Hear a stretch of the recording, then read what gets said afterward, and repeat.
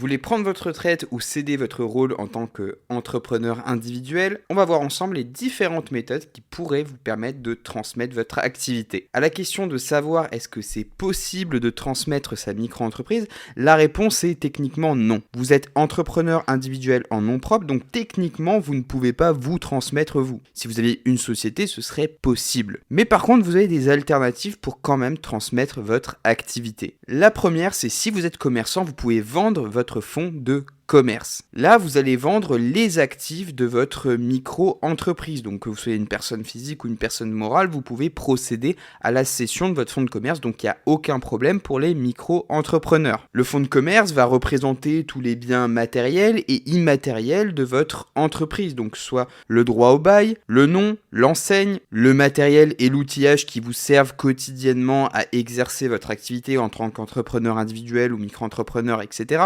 Bref, tout ce qui constitue votre quotidien au jour le jour pour exercer votre activité. Donc là, il faut que vous soyez immatriculé soit au registre du commerce et des sociétés pour les commerçants, soit au registre des métiers pour les artisans. Parce qu'il y a la notion de fonds artisanal également qui peut faire l'objet d'une cession. En plus de ça, il faut que votre micro-entreprise ait généré du bénéfice sur au moins 2 années. Là, vous pourrez procéder à la vente effective de ce fonds de commerce. Pour procéder à cette vente, vous devez d'abord faire évaluer votre fonds de commerce. Vous devez informer également votre commune parce qu'il se peut qu'elle ait un droit de préemption sur l'achat du fonds de commerce, notamment si votre activité se situe dans un périmètre de sauvegarde du commerce et de l'artisanat de proximité. Là, la commune va avoir tout intérêt à récupérer votre fonds de commerce pour valoriser ces 2 pôles d'activité. C'est assez, c'est pas courant, mais ça peut arriver. Ensuite, vous allez potentiellement, c'est optionnel, mais rédiger un compromis de vente. C'est optionnel, mais ça permet quand même une certaine sécurité si jamais vous avez trouvé un acquéreur potentiel. Et enfin, vous allez rédiger un acte de cession écrit pour finaliser votre vente. Notez que la cession de fonds de commerce a des répercussions fiscales. Ces répercussions vont s'observer aussi bien au niveau du vendeur que de l'acheteur. L'acheteur devra payer des droits d'enregistrement et les vendeurs devront payer des droits sur les bénéfices réalisés. Donc voilà, vous le savez maintenant, sur une micro-entreprise, si vous disposez d'un fonds de commerce ou d'un fonds artisanal, vous avez la possibilité de le céder pour céder, entre guillemets, votre micro-entreprise. Donc ce que je peux vous conseiller d'ores et déjà, c'est que si jamais vous avez l'idée de transmettre ou de céder votre micro-entreprise pour quand même générer une plus-value intéressante sur la cession à la fin de l'activité tout simplement, ce que je vous invite vraiment à faire, c'est de créer déjà dès la base un nom commercial puisque ce nom commercial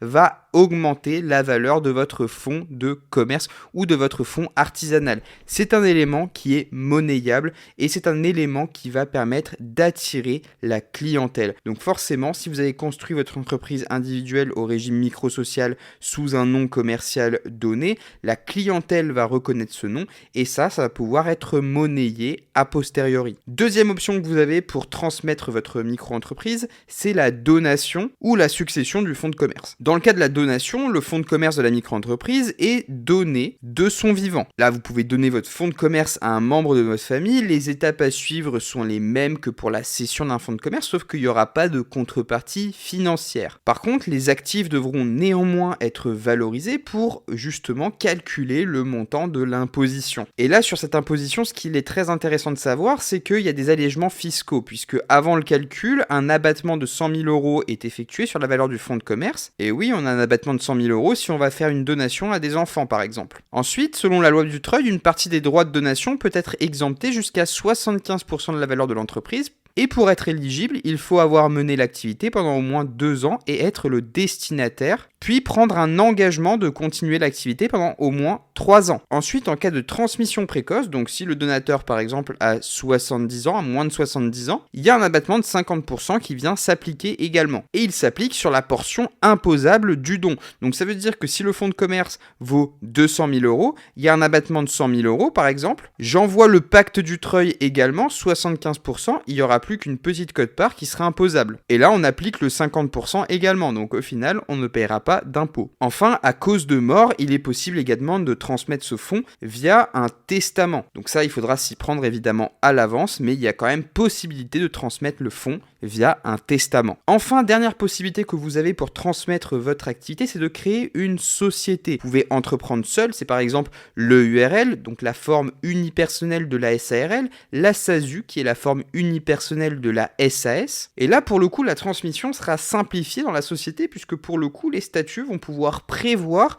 combien de parts sociales je vais attribuer à tel ou tel héritier. Si vous souhaitez garder quand même une certaine marge de contrôle dans votre société, vous pouvez conserver des parts, ce qui vous permettra de contribuer à la prise de décision de cette nouvelle société créée. Et évidemment, de continuer à percevoir des revenus sous la forme de dividendes. Voilà, vous avez une vision plutôt générale de ce qui est la transmission de la micro-entreprise. J'espère que cette vidéo vous a aidé. Si c'est le cas, n'oubliez pas de mettre un pouce bleu, de vous abonner et moi je vous retrouve sur d'autres vidéos.